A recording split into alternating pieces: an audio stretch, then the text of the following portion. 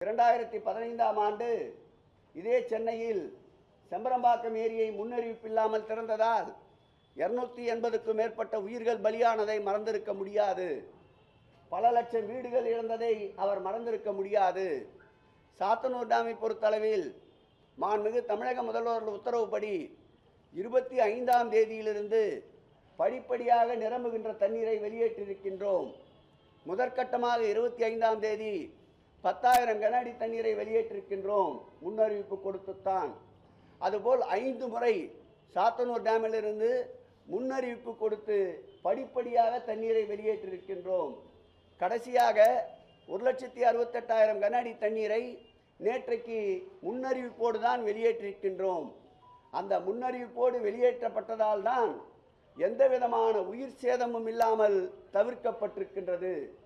பல உயிர்களை காப்பாற்றி இருக்கின்ற அரசு இந்த திராவிட மாடல் அரசு என்பதற்கு உண்மையிலே மனசாட்சி இருந்திருந்தால் எடப்பாடி பழனிசாமி அவர்கள் தமிழக அரசிற்கு நன்றி கூறி இருக்க வேண்டும்.